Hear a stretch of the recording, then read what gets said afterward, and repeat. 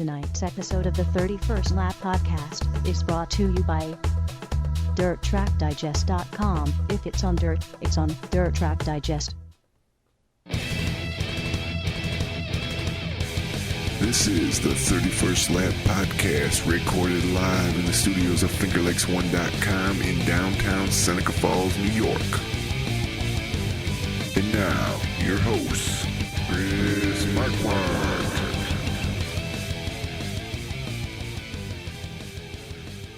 Good afternoon, good evening, and welcome to the 31st Lap, episode number 187 on the books here going in. Looks like we might be maybe catching up with Paul Harkenrider, perhaps, with the Patriot Sprint Tour. We're going to try and maybe contact with him, talk a little bit about what's on deck for the Patriot Sprint Tour as a whole coming up this year. World of Outlaws news, jumping right into the sprint car side of things. World of Outlaws news, officially, the 2016 season has been released.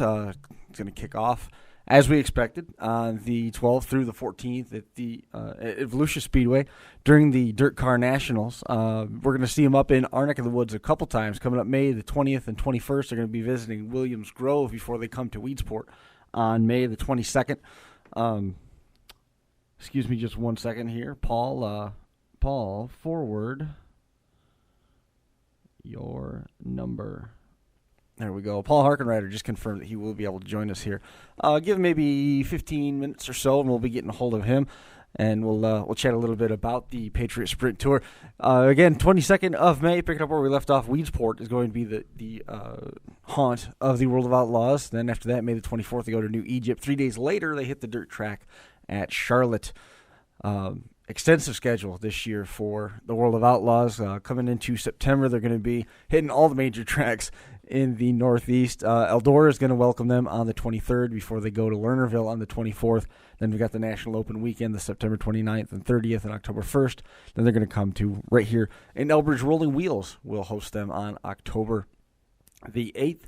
Another regular place that they go to, Sharon Speedway. Jumping back to the dirt modified side of things, Sharon Speedway is going to be welcoming the Super Dirt Car Series for the first time. This has been a place that the Bicknell Tour has been to before. The Modifieds have been a regular division there at Sharon, but now for the first time, the Super Dirt Car Series is going to go to Sharon Speedway, running in conjunction with the Renegades of Dirt. That's the E-Mods, tackling the 3/8 mile track for the first time on the 21st of July.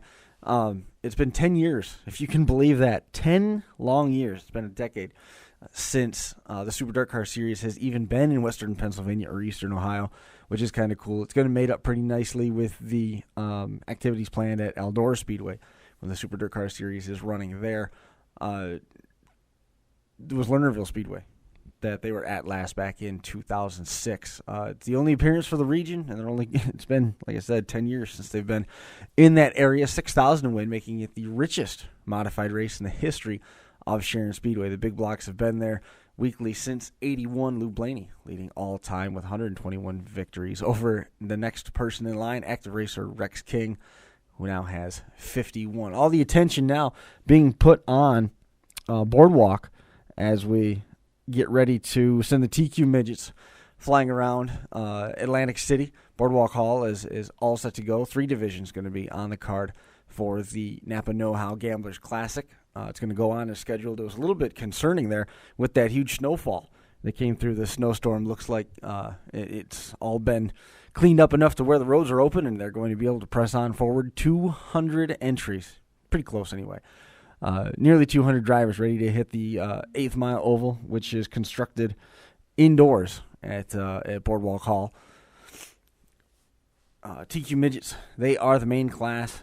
Silly fast there. I mean, it's a ton of fun to watch. I'd love to get down there sometime. Haven't had the chance to do that, but it's something that I know a lot of the guys up here in this region look forward to. Eric Rudolph certainly does. We'll get more into him here momentarily.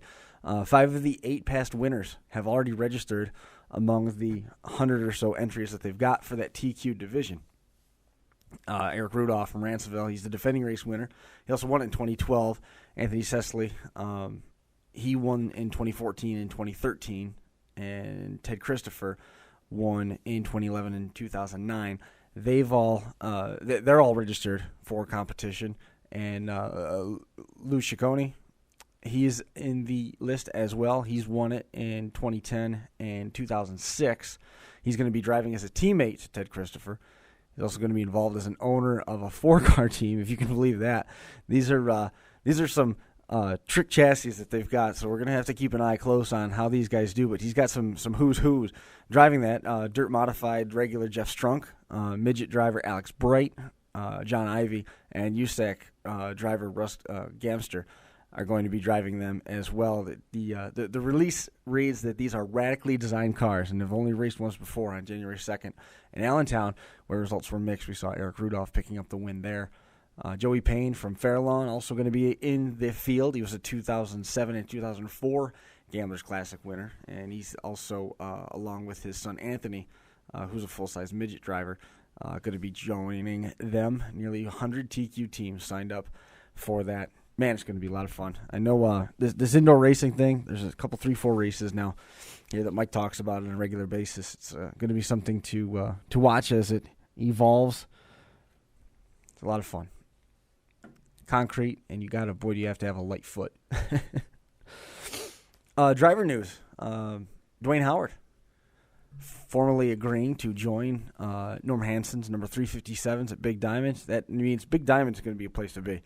I mean, just a ridiculous crop of drivers returning to Big Diamond on a regular basis. Now Dwayne Howard joining Jeff Strunk, Craig Van Doren, and Ryan Watt, who are all going to be there full-time. Remember that Howard split from Heineman, his car owner, back in September and had no ride, so his Friday night plans were released at the Motorsports Expo down there in Pennsylvania. He still has plans to run in the Petruska 66, the Atlas 66, for specials at Big Diamond. Mechanic Jay Thomas is going to stay on board with that team.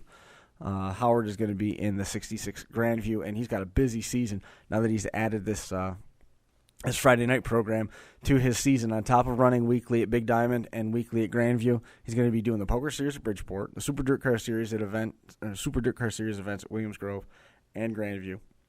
He's also committed to Brett Deo's Short Track Super Series, and the Atlas team that he's going to be driving with are going to have the Billy the Kid engines. So we'll be watching what Dwayne Howard can do as he climbs aboard the Hanson ride. Some really, really skilled drivers have been in that 357. We talked about Matt Shepard being in that car before, Stu Friesen driving that car before. I believe Frank Cozy's driven the car in the past as well. I mean, really, really strong contender front to back every time he's got that car on the track. So Dwayne Howard now joining Jeff Strunk, Craig Van Doren, and Ryan Watt at Big Diamond on Fridays. So again, just about 5 minutes away from getting Paul Harkenrider on the line here from the Patriot Sprint Tour. Some more driver news coming up. Danny Creedon this week committing to Thunder Mountain on Saturdays. He's going to be towing in from Wurtsboro Weekly. Friday night, it's a little bit in the air still. Not sure if he's going to stay at Accord Speedway or going to make the track to I-88 Speedway in Afton. A lot of that is going to depend, of course, as everybody who's got multi-night racing programs lined up, it's going to depend on how things start. If he starts wadding equipment up early, then he's going to probably back off all that and put all of his focus into Thunder Mountain. By the time midsummer gets here, you'll probably be seeing him putting all of his focus on Thunder Mountain. Danny Creedon, he's been a guest on the show in the past, and he's been a longtime supporter of Brett Dale. Right from the beginning, he was 4th in points in the first season and was finished 6th in points last year.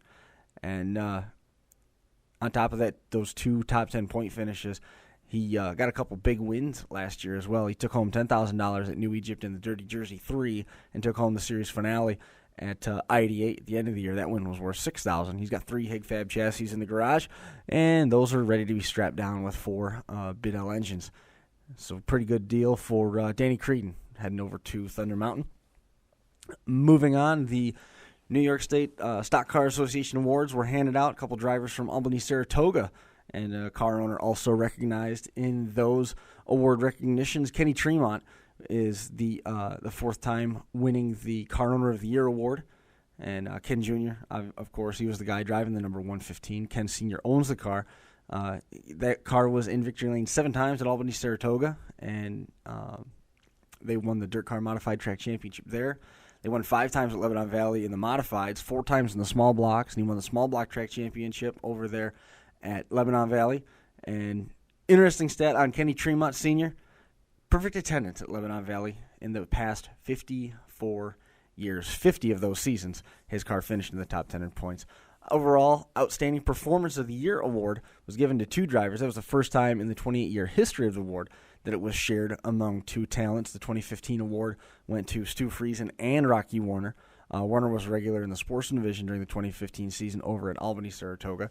Albany-Saratoga drivers who also came home with local track awards. Driver of the Year honors given to Kenny Tremont Jr., Derek McGrew in the Sportsman, Andrew Buff in the Limited Sportsman, Kenny Martin in the Pro Stocks, Randy Miller, Steve Ryan, Mike Peruti also earning honors. Outstanding Performance Awards from Albany-Saratoga given to Brett Hearn in the Modifieds, Rocky Warner in the Sportsman, Chris Ronca, Robbie Speed, and Bill Dupre. He was in the Street Stocks. Rookie and Newcomer of the Year awards for Albany-Saratoga, Jesse Muller in the Dirt Modifieds, David Schilling in the Sportsman, Mike Coffey, Daniel Sanchez, Mike Arnold also doing that. Woodstock drivers, or Woodstock, Woodhull Raceway drivers, Billy Van Pelt, Dylan Groover, and Rich Sarpstein also took home some awards from the NYSSCA Awards Banquet. Billy Van Pelt received Driver of the Year award for Woodhull Raceway's Modified Division. He won his 17th track championship at what's called the toughest bull ring in New York at Woodhull, and it was the second in a row driving for Grant Hilfiger. Groover, he was the top rookie in that division, and Rich Sharpstein won Driver of the Year in the mini stock. And between BlackRock and Woodhull, Sharpstein put up nearly 20 wins combined. And all those cars are going to be on display at the Arnott Mall Car Show coming up March 19th and March 20th in Horseheads right there at the Arnott Mall. On the topic of cars, Gary Tompkins, I don't know if you were following along on Facebook or not, but the Vincents posted pictures of their new chassis, which Gary Tompkins is going to be driving that. So that was kind of neat to see some progress being made for Gary. And we've got some schedule notes that we're going to zip through quickly. The CRSA Sprint schedule is going to be formally released at the Gator News Motorsports Expo at the New York State Fairgrounds coming up Saturday and Sunday, March 12th and 13th. But they've released a tentative schedule. The season's going to start at Fonda Speedway. Orange County and Penn Can follow. Locally, we're going to see them get as close as pretty much Utica Rome is going to be the closest they are to us at this point here in Seneca Falls at the FingerLakes1.com studios. They're going to be there June the 19th and again on September the 10th during the New Yorker weekend over there at Utica Rome Speedway. They're going to be hitting Albany-Saratoga a bunch of times. They're going to be at Fonda for a bunch of stops, I-88, of course, Orange County Fair Speedway. They're even making a stop at Glen Ridge Motorsports Park there on the 22nd of July. Back-to-back nights there with the 23rd sitting out for 5 Mile Point with the, again, that's a CRSA tentative schedule. Earl Haliquist Memorial at I-88 is also going to include the CRSAs on August the 23rd. Their season rounds up at Penn Can Speedway October the 15th at the King of the Can weekend. In a couple sponsor notes, we've got SUNY Canton coming back on board as the divisional sponsor for the Sportsman at both Brewerton and Fulton Speedway, and they're also going to be the presenting sponsor for two of the biggest events in the Northeast, of course, the 31st Annual Outlaw 200 Weekend at Fulton and the 24th Annual Hurricane 100, the 358 Modified event held during Super Dirt Week on the 6th of October. SUNY Canton, one of the top schools in the state in the SUNY system. On top of that, they've been part of they've been part of Brewerton and Fulton Speedway now for, I bet you they're pushing 10 years and working on that. You can stop by and see a bunch of those guys, both the drivers, the stars of Fulton and Brewerton, maybe even some of the folks from SUNY Canton at the Winter Blast, which is February the 20th at RFH's on Route 57, just south of Fulton Speedway. Coming up again, that's the February 20th Saturday night. Chance to catch up with everybody from Fulton and Brewerton Speedways. That event will include driver point funds and trophies, payout, door prizes, announcement, drink specials, and you can watch the final night of the Dirt Car Nationals on the big screen. That's the Big Block Modifieds racing down in Volusia on February the 20th at RFH's. Hallmark International recently making some waves. They've signed on as the to back the STSS North region. That tour is going to open at Chris Larson's home track of Orange County Speedway, April the 2nd. Short Track Super Series North region is going to include 9 events at 7 different tracks: Accord, Big Diamond in Minersville, ID8, Rolling Wheels Raceway Park, Thunder Mountain, and Woodhull. The Short Track Super Nationals 9 will cap that the Short Track Super Series overall, October 7th and 8th at I-88. Halmar, we started first hearing about Halmar when they started doing a bunch of work at Orange County Fair Speedway, did a bunch of upgrades there, and they also landed Stuart Friesen and Jimmy Horton to drive the cars weekly over at the Orange County Fair Speedway. So, without further ado, momentarily here we're going to be getting Paul Harkenrider on the line. I'm dialing him right now. This is probably the most entertaining part of the show, week in and week out, watching me operate a phone. Let's hang on 1 second here while we get Paul.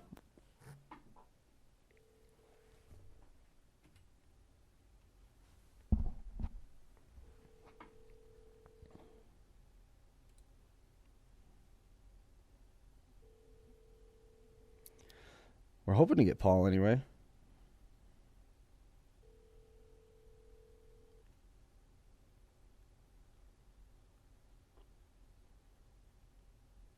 Hey, Paul. Hey, let me put you in.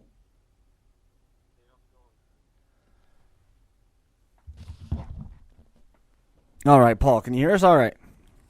Yeah. Excellent. Paul, man, welcome to the 31st Lap. Thanks for coming in here tonight.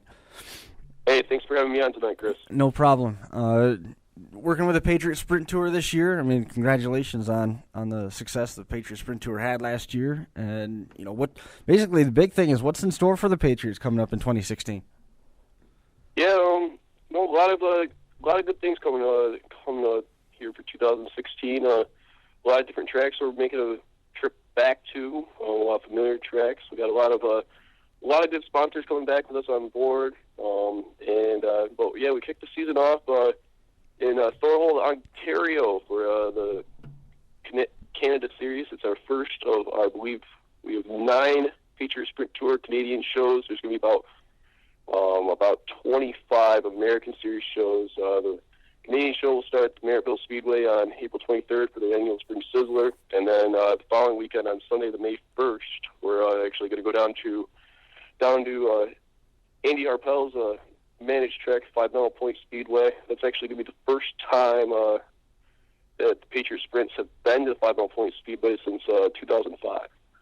How hard was it to get that put together? I mean, it's a track that you had some history with back in 2005. You've been away for 10 years. How'd that ball get rolling? You got to get back there.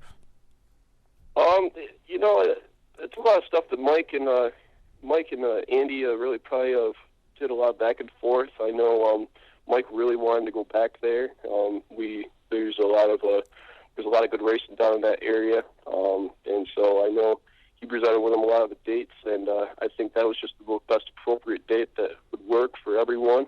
And you know, there's going to be a lot more details coming out in the next couple of weeks with what else is in store on that day. It's a Sunday race, and so you know, we'll see. You know, I'm excited. It's my first year working for Mike Imhoff Motorsports at the Patriot Sprint Tour, and so there's a lot of things that I'm still learning about, more about the series and whatnot. And so, but you know, it's going to be a lot of fun. A lot of buzz has been already going out. We released the schedule this past Monday, and you know, we've had a lot of good things. We're still working on couple other shows to add to the schedule, and the official schedule will be out at the Gator Expo up at the fairgrounds on the 12th and 13th of March, and so we'll see. How'd you end up getting the gig with Patriots? Josh Allsworth, who works for the Patriot Sprint Tour, he got a hold of me one night on Facebook and asked me if I would have any interest in, you know, coming to travel with them on the road. And you know, I was most recently at the Woodhall Raceway the last 3 seasons, and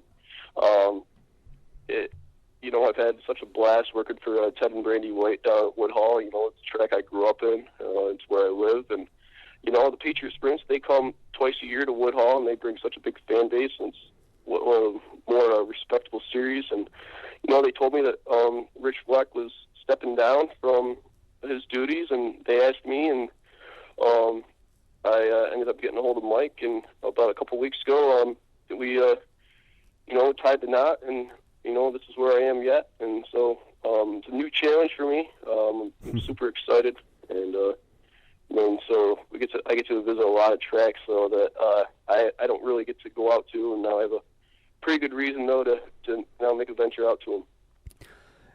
You a sprint car guy by trade? I mean, is sprint cars your bread and butter, or do you like the modifieds? I like the sprint cars. I think they're very fun to watch. I don't get to see them as much down in my area. I've grown up with the modifieds. That's all going to change this year. I don't mind them. But yeah, I do enjoy watching sprint car racing.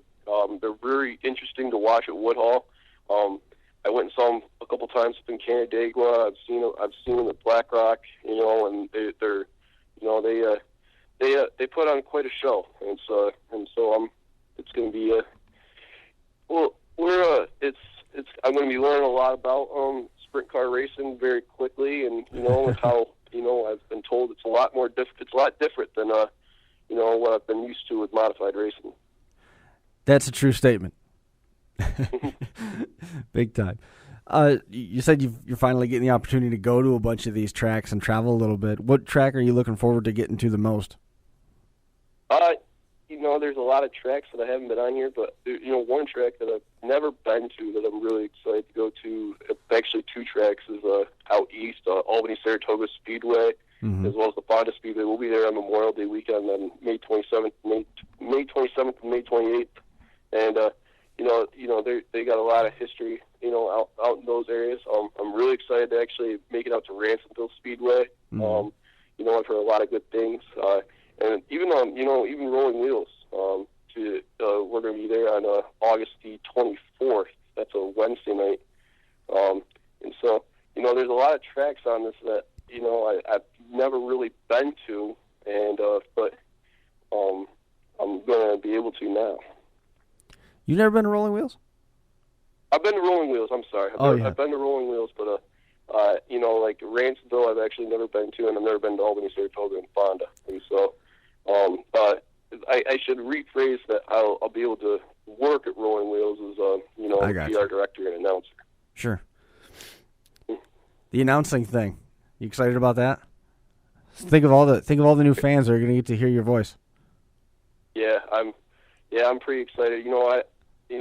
I've only been announcing, racing just for the last 3 years, and it's I do a lot of I go to Alfred University. I'm a student there, and I do all the PA announcing for all the athletic teams, and I've done a lot of announcing with athletic events over a number of years. And if someone told me though that at some point, I've grown up as a race fan, but I never thought I would be at this part of racing, the media side and the announcing, and I've had such a blast though. I've been able to meet so many great people and so many passionate fans, drivers, in the sport the last couple of years, and I'm really looking forward to continuing that and meeting a lot more people as the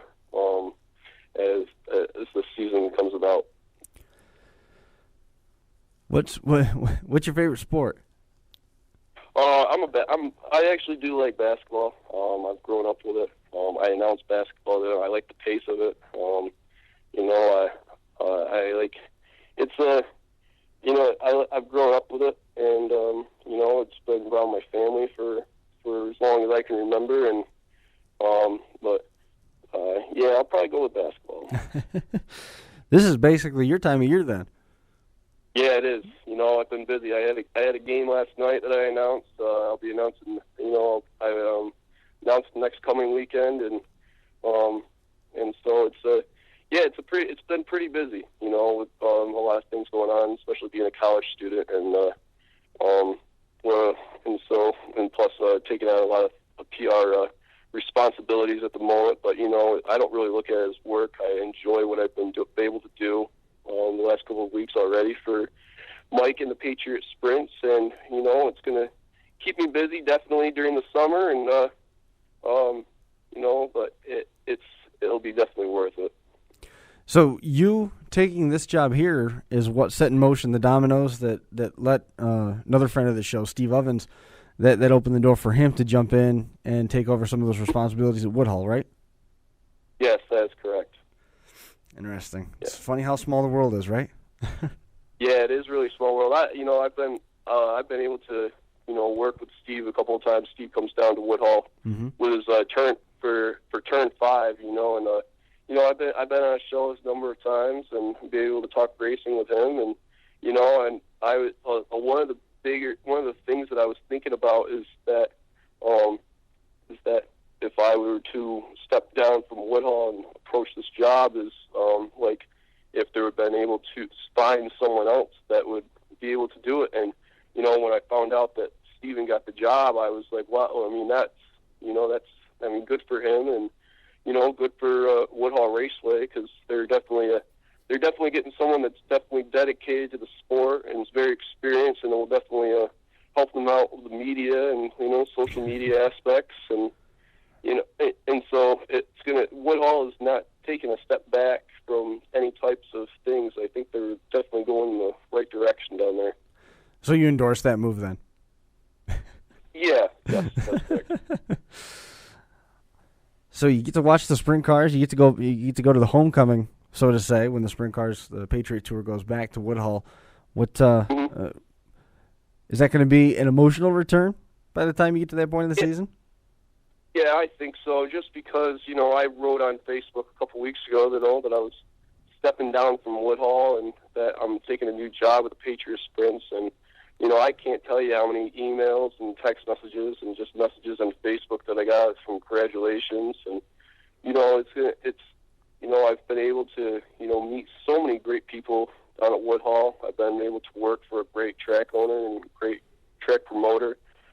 I've got to announce for a lot of great drivers like Billy Van Pelt and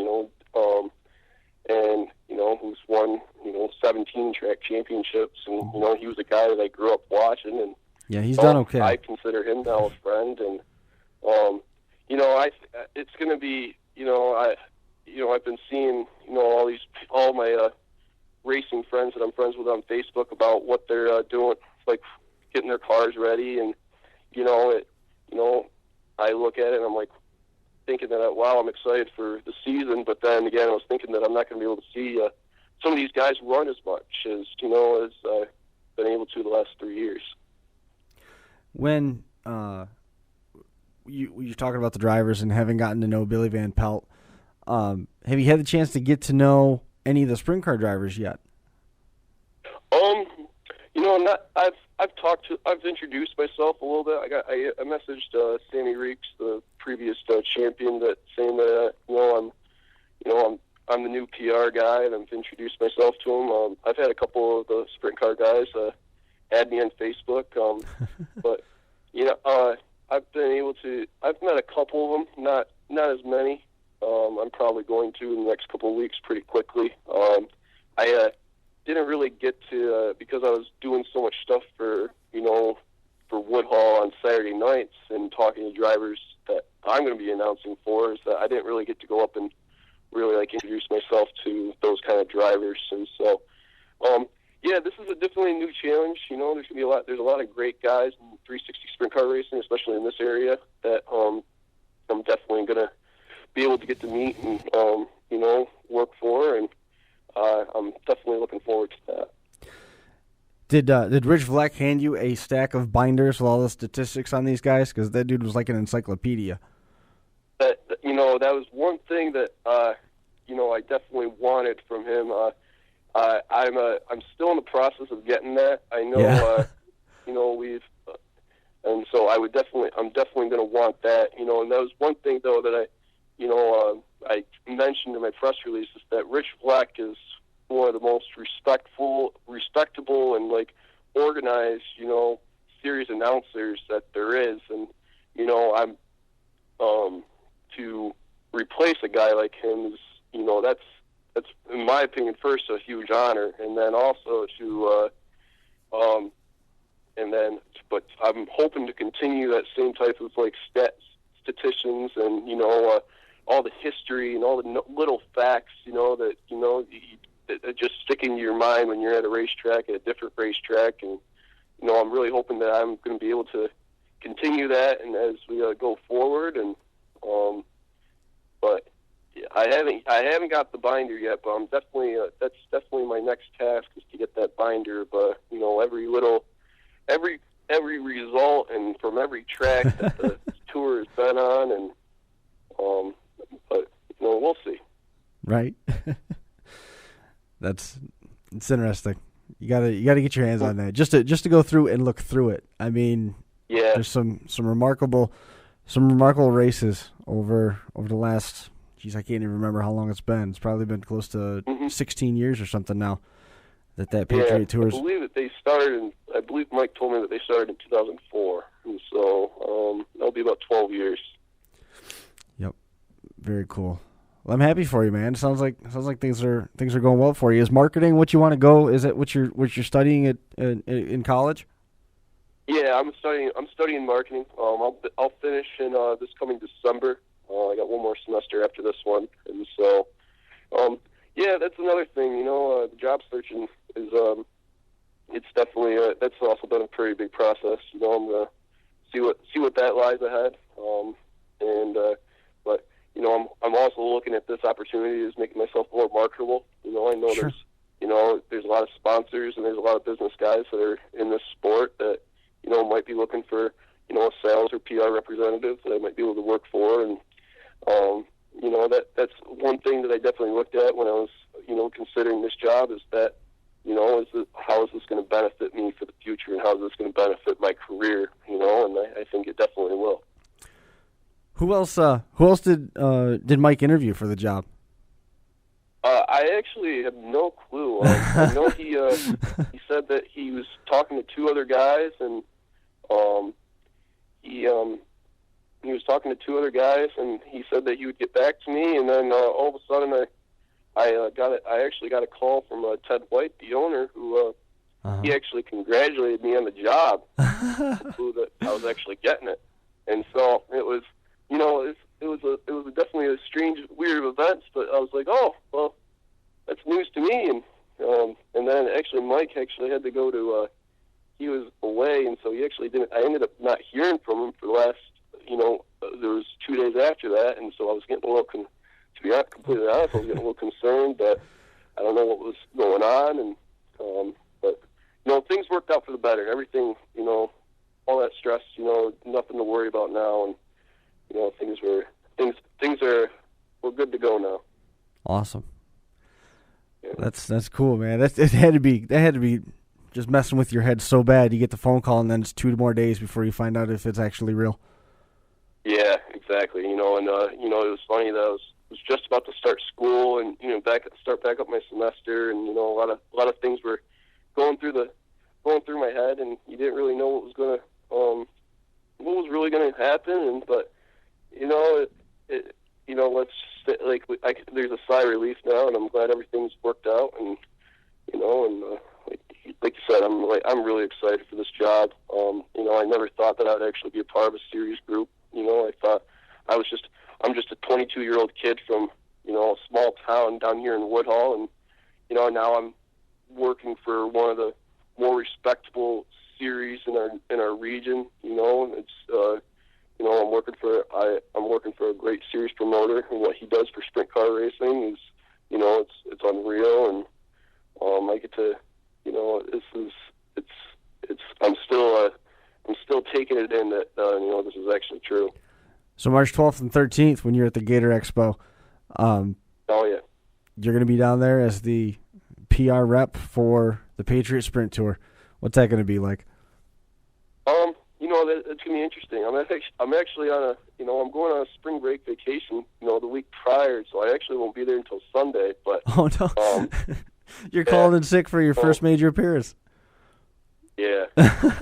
So it's like you know, I told Mike though that there's going to be a couple conflicts, you know, at the beginning of the year. So I announce, like I said, other athletic events, you know, here in the spring, and some of them will actually fall on the 23rd and 30th, and so we're going to have to work some things out. I told him, and Mike's been really understanding of that. He's been really understanding of me being a college student first, and you know, and that's one thing that I definitely had to consider, and you know, because you know, I got to keep my parents happy with putting school first before going out and having fun, and so. But yeah, I'm really looking forward to that. We were actually going to almost go down to the Ariado Expo on that Sunday, but the snow definitely kept us from going down there. But you know, I'm going to be able to, going down there, being down at the expo though on that Sunday as PR rep. I'm not just.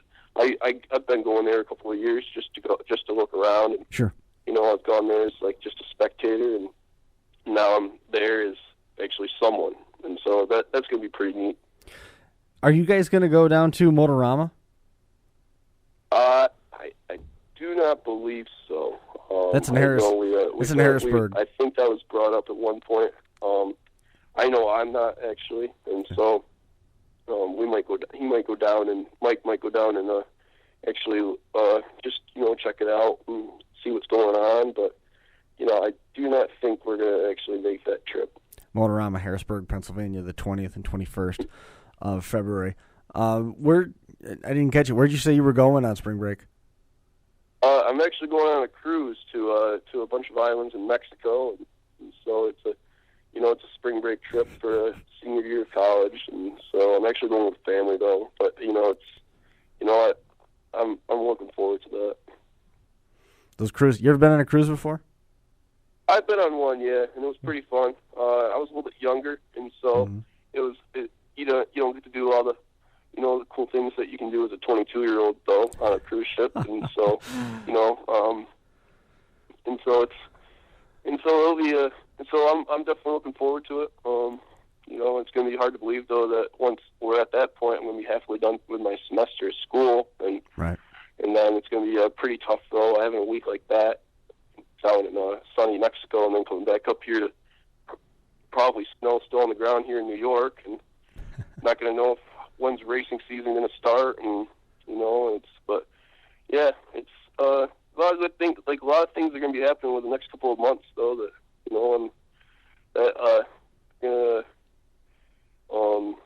I'm definitely looking forward to. It's going to be here before you know it. Paul, man, I appreciate you coming on the show and hanging out with us here for a little while. I'm looking forward to keeping in touch through the course of the season, and not only keeping up on what's going on with the Patriot Tour, but how things are going for you as you get acclimated to this new role as the public relations director for the Patriot Sprint Tour, man. Congratulations on the position. I'm glad you reached out to me tonight, and we were able to get this thing put together and have you on. It was a good talk. Yeah, thanks very much. I really appreciate it. And I really want to say, thank you for what you do for racing. I've been listening to your show quite a bit, the last year or so, and like what you do for racing. And like you said, if you want me on any other time, just let me know. Open door, man. Anytime you want to come on, for sure. Open door. All right, awesome. Thanks. Have a good night. Hey, man, we'll see you later. There goes. Thanks a lot for coming on, Paul. There goes Paul Harkenrider, the new PR director for the Patriot Sprint Tour. Now, John Baumus, he told us he was going to do it, and then sure enough he did. He went to the Chili Bowl, and I'm thinking that we'll be able to get a hold of him. We'll be able to catch him at the house. I'm going to try and call him here momentarily and see if we can't get through to John and have him recap what he saw at the Chili Bowl, where Rico Abreu came up with his second consecutive win, winning back-to-back at the Chili Bowl. John was there for all of it. We tried to get him to do a call-in, but they were already doing hot laps, so it didn't really pan out that well when he was trying to do. We were trying to get in touch with him. John, hey, can I put you in?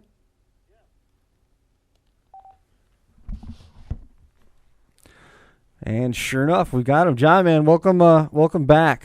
Yeah, long time no speak. No kidding. I went back through it. The last time we talked, I don't even remember. It was 2000. It was 2008. It was 2008. It's been a while. I know that. Yeah, man. How was the Chili Bowl? I know we're a little ways removed from that, but we got some indoor racing coming up here at with the Gamblers Classic down in Boardwalk Hall. Yeah, Atlantic City's this weekend, isn't it? It sure is. You making the trip down there? No, I'm not. You're still recovering to the Chili Bowl. Yes. Yes. How great was it? It was a great week, as always. A long week, but all in all, a great week. It's always, as you know, it's my favorite week of the year. So hard not to enjoy it. What was it like? I mean, your seat's pretty good. I know that a couple of the photos that I saw online had cars hanging from the ceiling. The racing was outstanding. Larry White was impressive in his run, and Rico Abreu did one of the best burnouts after a victory ever with the nose high in the air. Yes, he did. Actually, that was right in front of our seats. Was it? Yeah, our seats are in turn 4 in the taller grandstand. Mm-hmm. And yeah, when he did his victory lane donut and got out of the car and all that, it was right down in front of where our seats are. It was pretty cool. Yeah, and you mentioned Larry. Larry White was very impressive. You know, that race, you never really know what to expect from a guy who goes there for the first time with no midget experience. You know, I've seen many drivers over the years go to that event, you know, talented drivers in their own world, wherever that may be, you know, whether it's a dirt modified, it's a sprint car, or it's a late model or whatever, you know, and they go to that race, and it doesn't always mean instant success, you know. Right. So, you know, when somebody goes there for the first time to run that race, run a midget for the first time, you're always kind of curious to see how they're going to make out. And I got to say, I was impressed. Larry was very fast. He was real quick, right out of the box. I mean, even Monday, you know, on Monday they have the all-day practice session, and he, right from the moment they threw the green flag on his first practice session, he was pretty quick right out of the box. So that was kind of cool, you know. It's nice to see one of our guys go down there and put on a decent show. He really made a name for himself. A lot of people took notice because nobody there knew who he was. Well, I would think most people probably didn't there. No, they were talking after his qualifying night. After when he won his heat race from last, he you know, a lot of people were tweeting, "Who's Larry White?" Well, actually, they were calling him Larry Wright. Yes, they were calling. I remember that. Yeah, for a little while it was a kind of a running joke. Who's Larry Wright? Who is Larry Wright? There isn't one. He was good. He impressed me, and I know he talking to him all week long. You know, as the week progressed, we, you know, would always periodically go over to his pit and talk to him and see how he's doing and how he felt with the car, and you know, whether he liked him or not. And literally after his first practice session on Monday, yeah, he got out of the car and he was ready to go buy a couple. Really? Buy a couple midgets. Yeah, he was. He enjoyed them. He thought they were fun. Which, as you know, the people that we've had on our show over the years who run midgets or have run midgets, you know, we've asked them time and time again, what's your favorite kind of car to drive? And most people who have midget experience always say that they love driving a midget, that they're the most fun to drive. And, you know, it wasn't really a surprise for me to hear him say that he enjoyed it and he thought it was fun and all. But I was a little surprised when he said right out of the box, he wanted to, when the race was over, he was going to look at possibly getting a couple of midgets for home. So that's awesome. Yeah, and he also told me that he's going to look at buying trying to work out something with possibly bringing in midget racing to Fulton and Brewerton down the road. So really, who knows what's going to happen there? But don't be surprised if in the future you see something get put together between, you know, the Whites, maybe ARDC or something, where they try to do like a weekend deal with, you know, Brewerton and Fulton or something like that. I mean, I don't know that it'll happen this year, but, you know, down the road, who knows? It's something Larry definitely would like to do, though, that's for sure. You will have died and gone to heaven if they bring that tour to Fulton and Brewerton. Yes, I would. Yes, I would. It would be awesome. It'd be great. Where are you working this year? You back at Fonda again? Back at Weedsport, Rolling Wheels? What are you doing? Oh, I'm not working at Fonda this year. Kind of taking Saturdays off because my role with dirt cars kind of has been increasing in the last in the last year and stuff. So I'm getting busier and busier working for World Racing Group. So with when Fonda changed hands, when Maddie left, and you know, they got the new promoter Pete Dimitrazik, Krista and I just kind of decided that we weren't going to go back and just kind of take Saturdays off, because the last couple of years it's been fun. I've enjoyed working for Matt at Fonda, but I don't know. I'm kind of looking forward to having Saturdays off and not having to go all the way to Fonda on Saturdays and just doing what we want, you know. Right. That makes sense. Yeah. But yeah, because after a while, we enjoyed going down there to work, but as you know, from Syracuse, it's an hour and a half or so, hour and 40-minute drive every Saturday, and it's hard to plan anything. You can't do anything on the weekends in the summertime. From right. April to, the end of August, your Saturdays are pretty much tied up. So right. I'm kind of looking forward to just being able to do whatever we want on Saturdays again.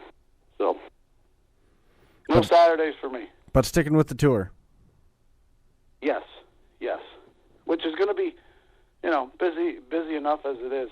Mm-hmm. We got a lot of races scheduled for the Super Dirt Series this year, so I'm really looking forward to getting things going. I'll be leaving for Florida in another,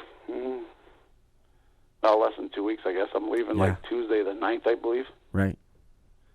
Yeah, down to Volusia, so I'll be working at Volusia during our, the nights that the Modifieds race, and then, of course, I'll be probably working the dirt car booth at the motorsports show at the fairgrounds at Syracuse, and then the next thing you know, it'll be our first series race will be in April at Fulton.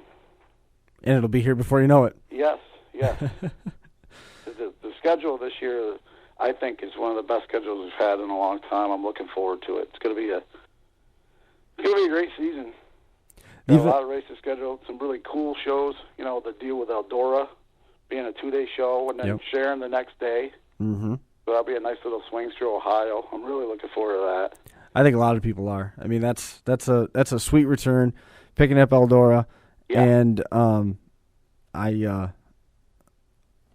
I just got a text message there, and it broke my train of thought.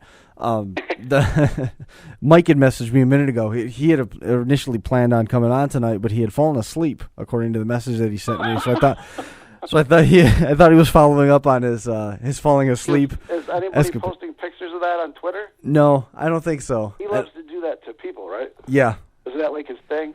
He really enjoys doing that. Some of the folks that I travel in circles with really love to do that too, and I hate that. I try so hard to not fall asleep in the car because you don't trust anybody. But so when are we going to see you at some races? At some point this year, I'm sure that I'm going to try to get to a couple. I was at Black Rock. I think I was at Black Rock once or twice last year. Yep. I want to get to Canandaigua. I was at Weedsport once or twice last year.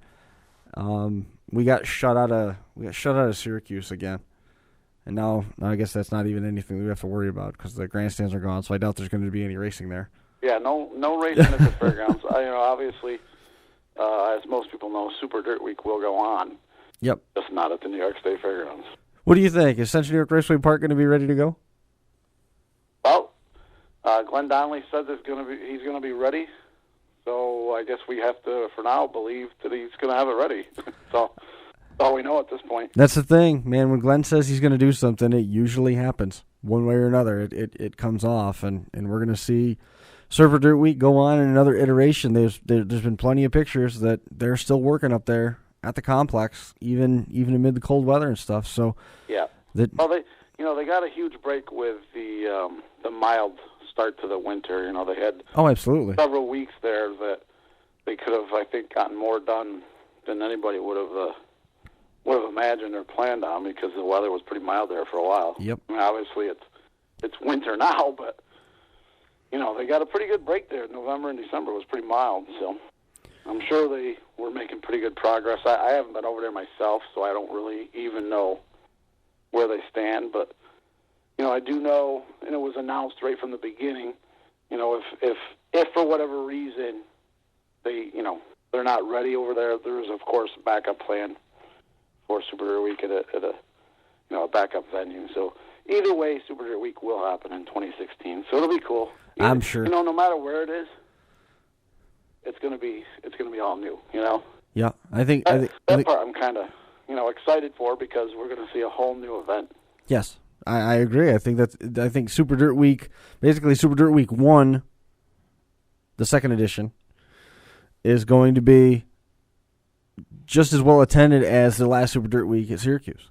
Yeah. I mean, we're going to have just as much curiosity factor there as we had sentimental factor the last Syracuse-based Super Dirt Week. And I really don't know why everybody's questioning it the way that they are. I don't doubt at all that track's going to be ready over there, Central New York Raceway Park. They're going to have it done. I'm sure they're going to have it done.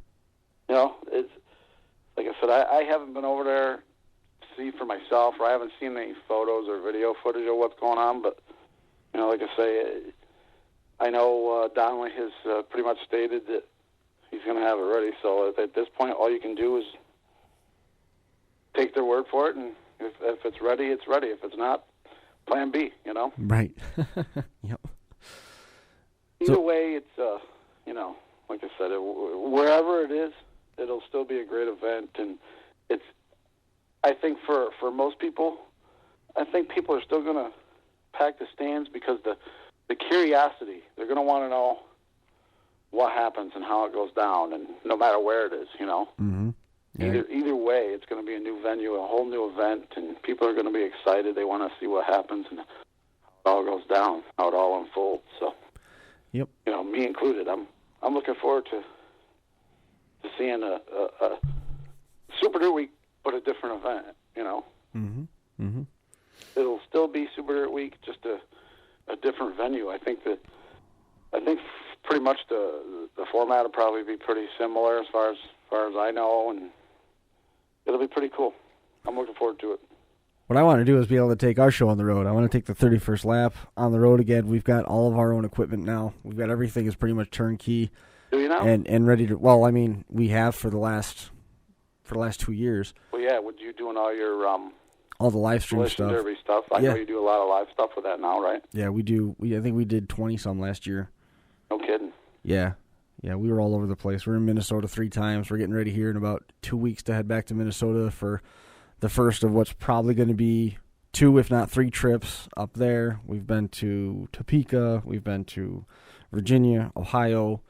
Last year we were in Kentucky.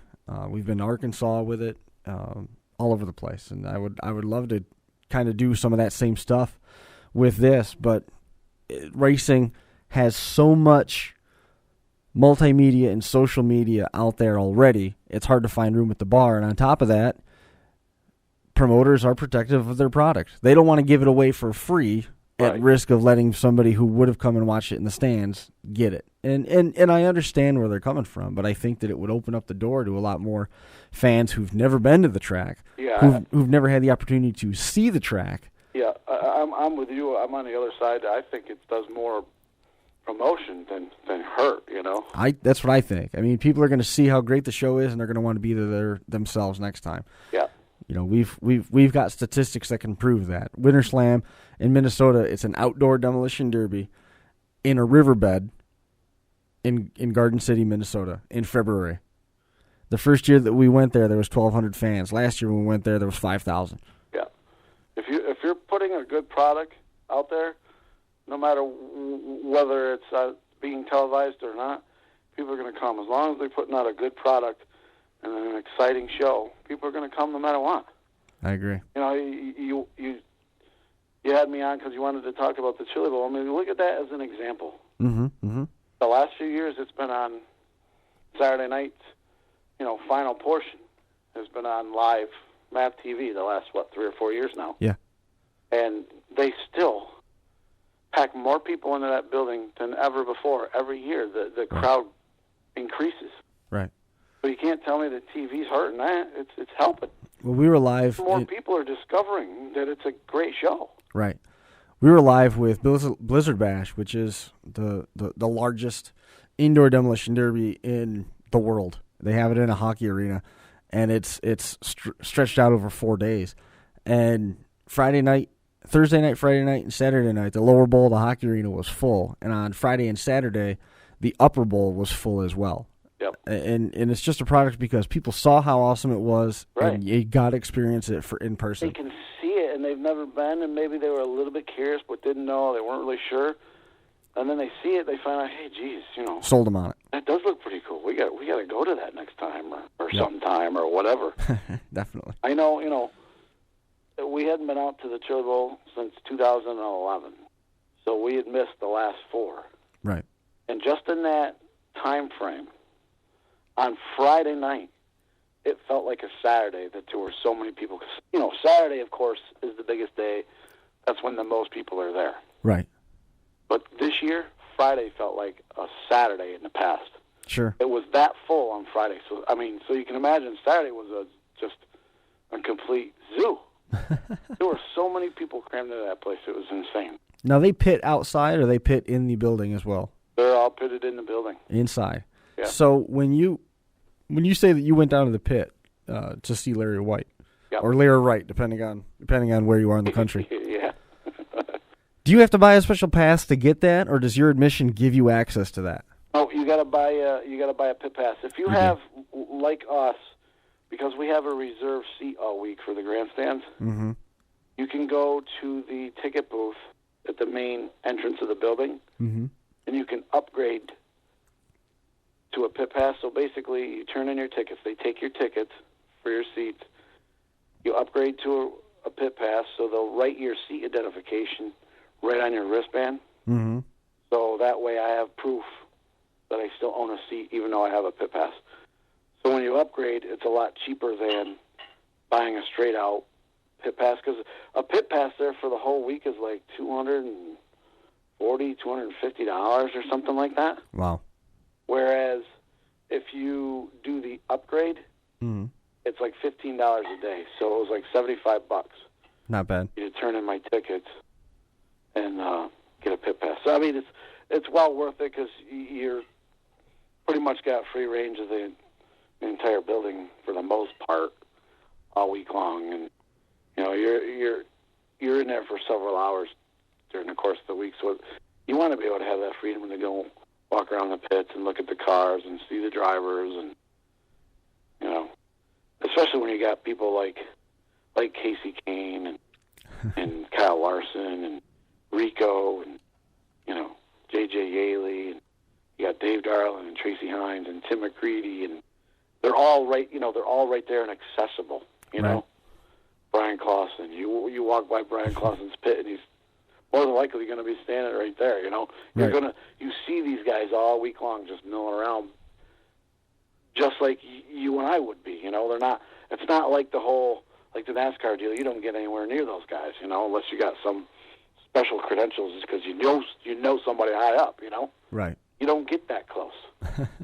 So it's that's what makes this whole thing special, is because it's a normal race, like if you had bought a pit pass at Canandaigua, but you got guys that are known all over the racing world, you know, Mm-hmm. from all disciplines, and they're all right there, and they're all very accessible, and they all are signing autographs all week long for fans and getting their photos taken, and they all sell merchandise, and like everybody has their own special shirts made up just for the Chili Bowl because it's such a popular event.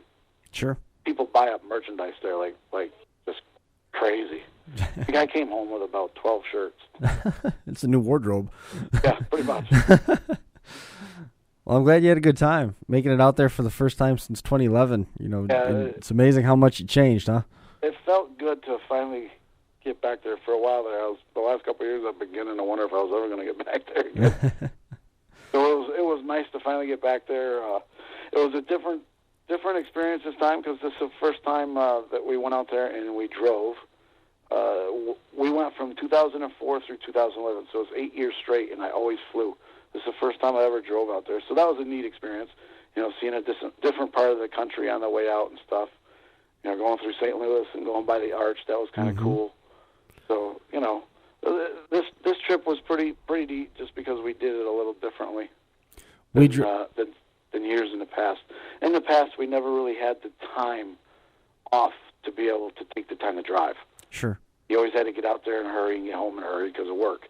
Right. Whereas, you know, Krista this time had enough days to burn that she could take the time and drive. And with my dirt car gig being off that time of year, I had plenty of time to do that. So it was kind of cool that we got to drive out there and, you know, made it pretty much like a 11-day trip, you know. We drove to Topeka in 2014. Yep. We drove to Hot Springs, Arkansas, and we drove to Owenton, Kentucky, and we drove to Sturgis, Kentucky as well. And every time, it always struck me how flat everything was. We saw a water tower in the distance when we were going through part of Kentucky, and it turned out it was in Alabama. I was going to say, how long did it take to get to it? It was a long, long ways away, but it was well worth it. I can relate to that. Some of the most fun that we had on those assignments when we were out on the road was the process of getting there and getting back home. Yep. Yeah, when we came home from Tulsa, we left Sunday morning. Well, actually, I think we hit the road. It was like noontime by the time we hit the road in Tulsa. And we drove to, we're just shy of Columbus. And we stopped Sunday night, spent the night, and we got up Monday morning and took off again. And Monday morning we got to Cleveland, and then we ran into really, really crappy weather. It was snowy, and roads were snow-covered and ice. And so that kind of sucked. But again, you know, when you're traveling in January, you got to kind of plan accordingly, and you never know what you're going to get for weather. Yeah, take the good with the bad. It took quite a bit of time. Once we got to Cleveland, we got on 90. To go all the way to Syracuse from there, it was slow moving, and it took quite a while to get home. But we finally got home Monday night around like 8 o'clock, I think, something like that, last week, and that was it. And I was home for 2 days, and then I had to leave Thursday morning to go to Philly for the Area Auto Show. Just in time. Yeah. It's been it's funny because I was telling somebody this the other day. Now the last couple of years of working for Dirt Car, I'm so busy. It seems like I'm never home anymore. Right.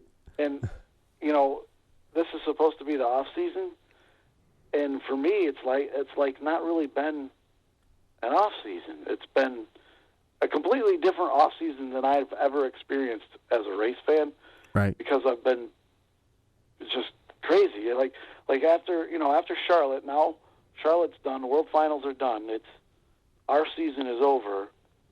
It's the middle of November. Well, then a couple weeks later, it's the promoters' meetings, it's the National Parts Peddler deal, and it's also our banquet, the Dirt Car banquet. Mm-hmm. So, we had that one weekend.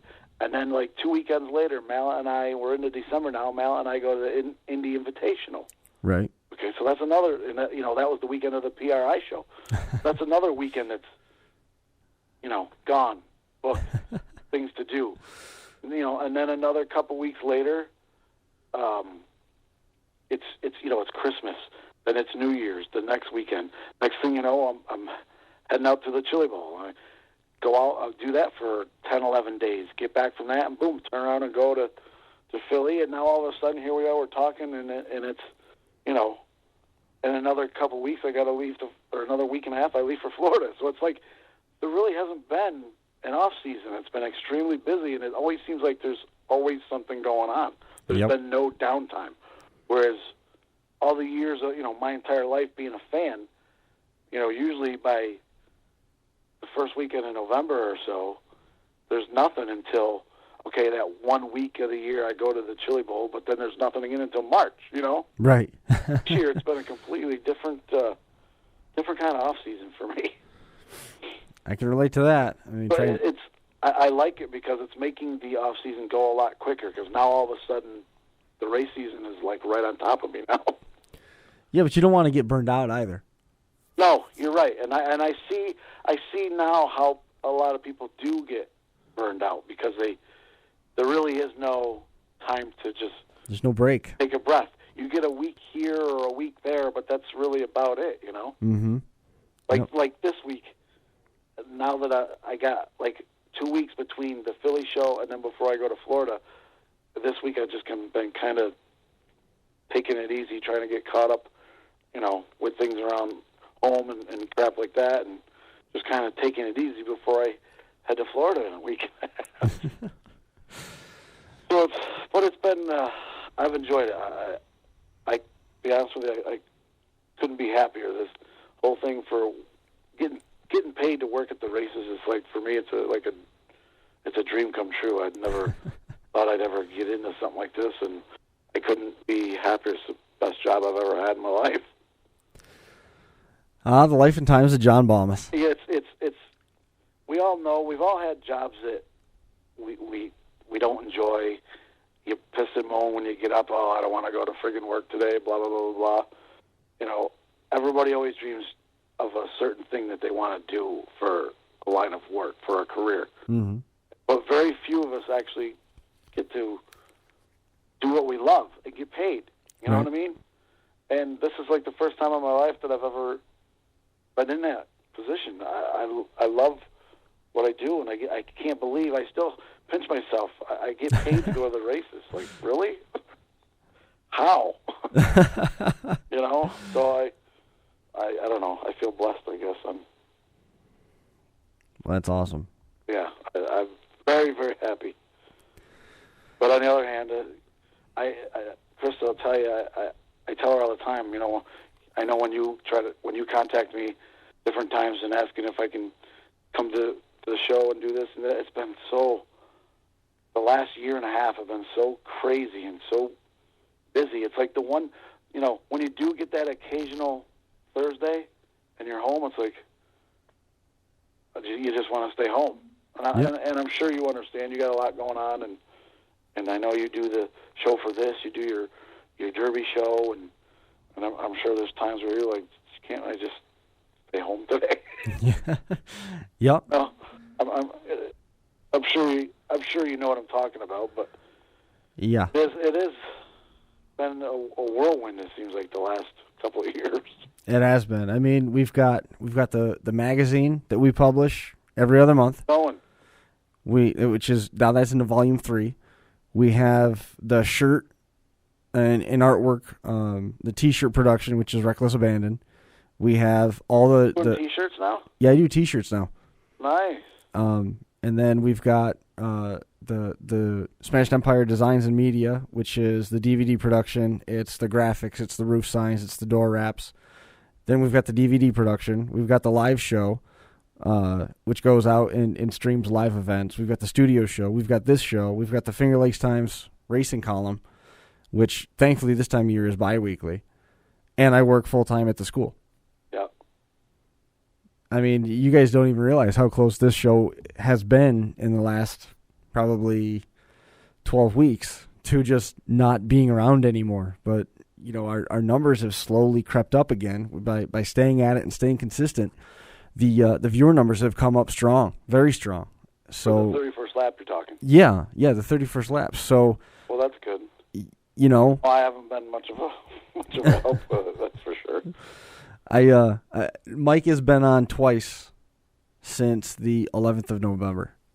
Yeah, we talked about it on our way to Indy last month. How, you know, he had been on here and there, but not much, and I hadn't been on, and I don't even remember the last time I was freaking on. It's probably been about a year, so I'm thinking, I don't even know. I think the last time I was in studio was we had, is it Mike Jackson that was the new promoter for BlackRock? Right. He was in studio, right? Him and his wife? Yeah, that's right. I think that was the last time I was there. Yep. It's been almost a year. I was going to say, it's got to be around about a year, probably. Yep. Which it doesn't even seem like. I mean, it seems like it was just a few months ago, but yep. They don't even promote it now, right? No. It looks like Dean. Gonna buy it, isn't he? Dean has it right now. I don't really know what the plans are over there. I don't think anybody does, to be honest. I know there's a couple different. It's the Area Auto Show that I guess Tyler Seary was in the works of buying it, but nothing had been signed yet or something. Well, we had that same thing going around last year, and then all of a sudden Mike Jackson was the one that's going to be running it. Yeah, I think it was last year. Might have been the year before. I know it was in that same time frame where we had Harpel and somebody else. Yeah, Harpel was 2014, right? I thought he did 2 years. It might have only been one. Was it only one? Or did he? I thought he did 2. I don't even remember now. I don't know. It all runs together. Kind of like you said a minute ago. It all runs together. It's all a blur. Yeah. I agree. Yep. I agree. But no, I hope the show continues to get a decent audience, and none of us want to see it go away. But I certainly understand when you get overwhelmed and you get busy, it's hard to keep up with some of this stuff. And I wish I could put in more time, because I do. I love being able to go there and be a part of the show. It's just, God, these last 12 months or so, it's been so difficult. It's because been when you do actually get a Thursday where you're actually home, it's like you want to just be home. right. You know? How lucky was that I caught you tonight? Yeah, it was good because you caught me on an off week. We were just actually, Krista and I were just sitting here on the couch watching TV. one of the few nights we actually get to do that, the fire going and watching the boob tube. Nice. So I just happened to check my phone and I saw you message me, and I'm like, yeah, sure. Perfect. I'm actually home. Well, it worked out well. I mean, I'm glad we had Paul on there for a few minutes before we got to you, and had a good conversation with him. It was neat. Paul who?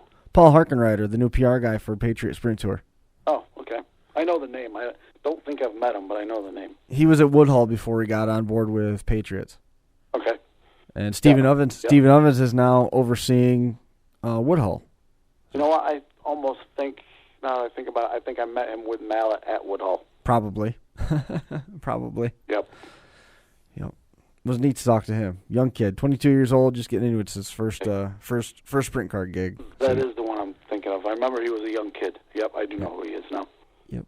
Cool. Yep, very good. It was a good show. I mean, I can't believe we've done an hour and 10 minutes now.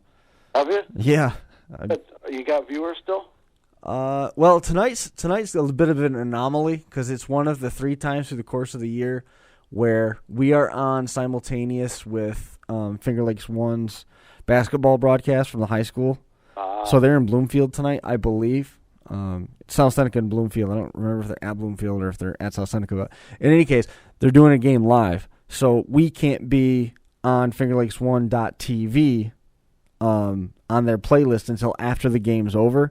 So if you wanted to see the show happen live, you have to click on the link that I posted on Facebook, the direct link, or at least use the Finger Lakes One post. Yep. Going through the WordPress page. How's the on-demand viewing been going? On demand, we've been sitting right around 1,000 views a week. Really? Yeah, it's Good. been Good. It's been very strong, very strong. So that's one of the reasons why. I mean, remember the fan from Utica, Tony? Yep. He sent me a message out of the blue the other day. He said he's got some track news that he wants to share, but he doesn't know if it's ready to come out yet. So he's like, just know that I'm gonna be in touch. I'm like, all right, Tony, awesome, that's perfect. Let's let's do it. But I mean, he's still listening. You know what I mean? Yeah. It's neat. Oh, it seems like at least a couple times a month, somebody will bring up the fact they'll see me at the track or they'll see me at a race event somewhere, and they'll say, "Oh, you're gonna be on the show this week or something?" I'm like, "Oh my God, I haven't been on there. It seems like forever." That's funny. So it seems like people still ask me all the time. That's good. How come you haven't been on the show? I'm like, I want to be. It's just I'm too busy. Yep. I just got too much going on. It seems like all the time. The phone stuff. A lot of our once the racing season gets going, a lot of our races are on Thursday, or we're traveling on a Thursday. Right. It's been tough, but I know I do need to get in the studio. I really should. That's the thing is you don't have to. For one, we have Skype that's operational, but Skype doesn't. It doesn't even have to be Skype. Just a phone call in so that we can talk to you. That's the big thing. Yeah, which is fine, but you know me, I don't know. I like to be there. I like to be there in person. You don't. It's not so much that you like to be here in person. It's like you like to be here so you can sit in the big comfy chair. That's right. Well, and not only that. If we didn't have nice furniture, then you wouldn't be here. I can be a part of the whole show. Like right now, it's just you and me instead of all of us talking to someone else. You know what I mean? Right. Yeah, I know. It'll get there. All things come full circle. We get there after I get back from Florida. All right, that'd be great. Because there'll be another little, few weeks before racing really picks up around here again. Mm-hmm. There's sporadic races in the PA or Jersey in March, but nothing really here until April. So right. Our first series race isn't until the end of April at Fulton. Right. When I get back from Florida, I'll have to make some arrangements and get out there. Make the drive out anytime. The door's open. Yep. The elevator works, right?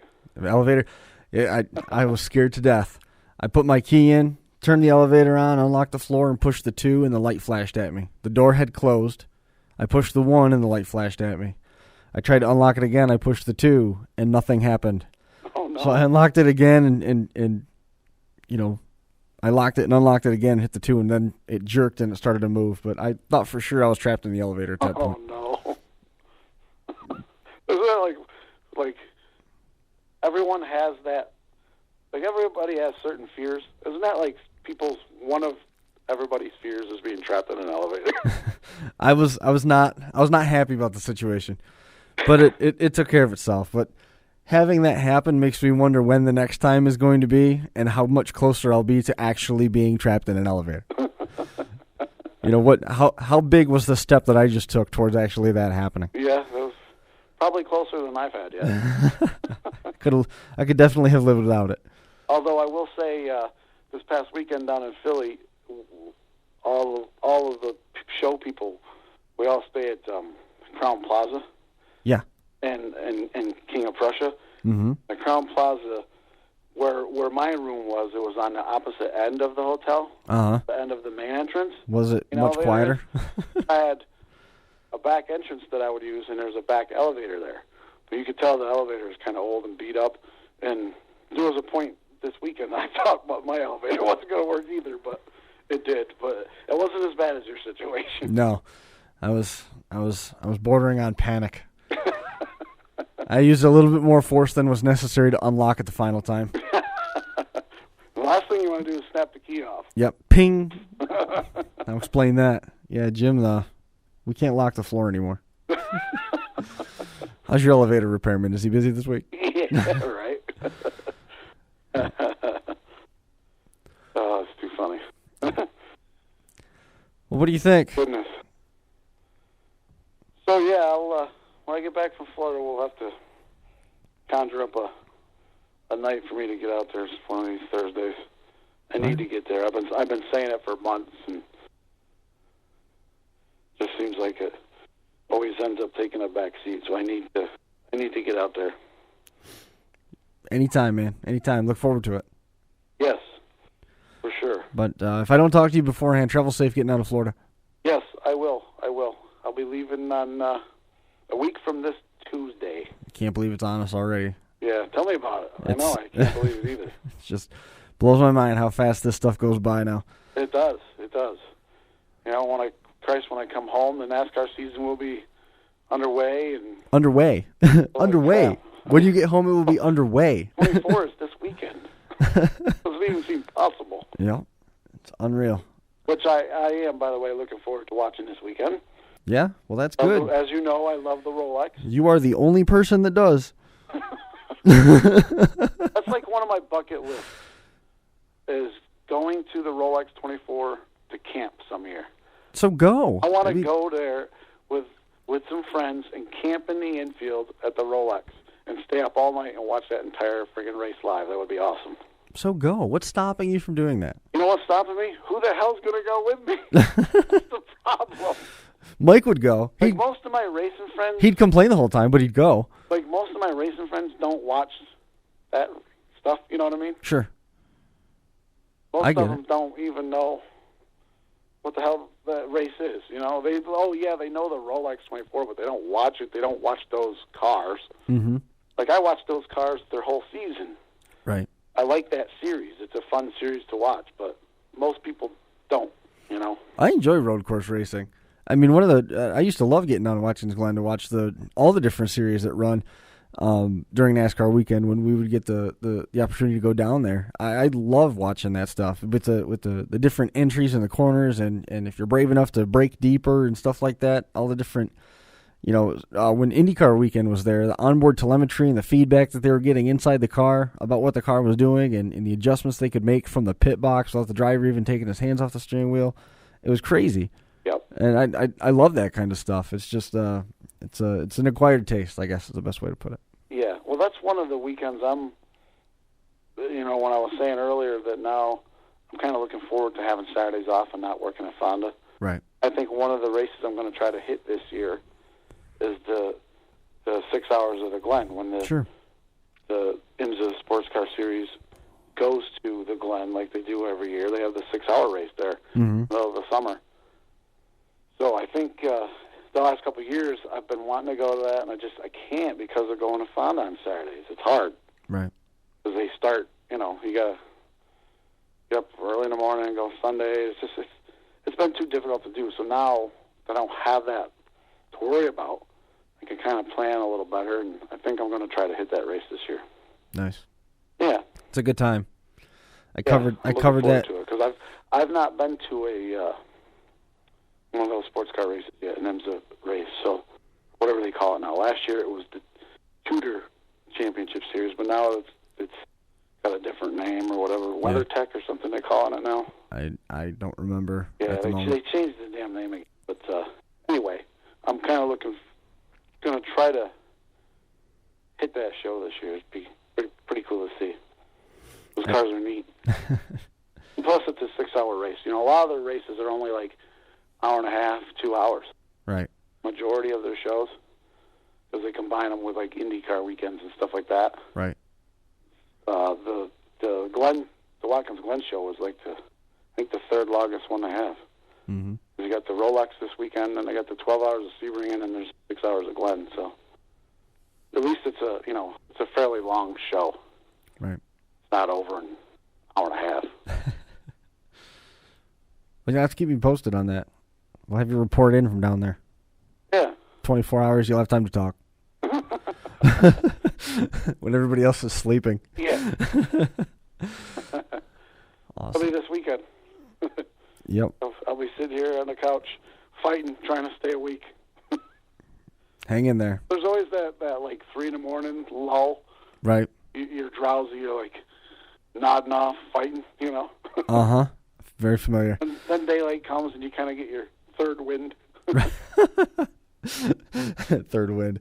And then Sunday's a mess. You're just exhausted all day. Right. But you did it. But you made it through the whole thing. That's right.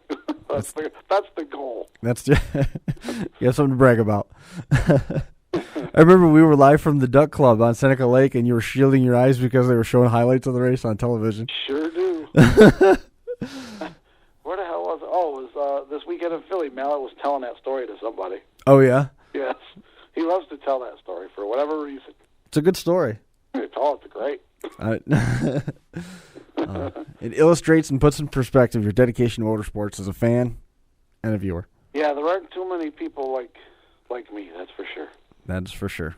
Oh, I will not argue I that. watch just about everything.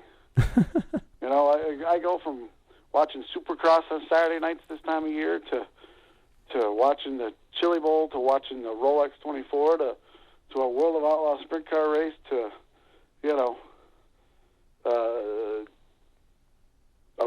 a race at South Boston Speedway that might be on a local network channel or something. I watch it all.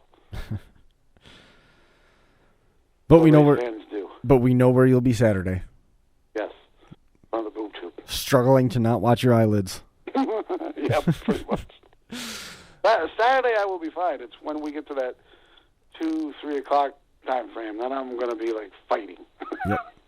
Battling it up. Battling it off. The worst part about that is that isn't televised on TV. It's online.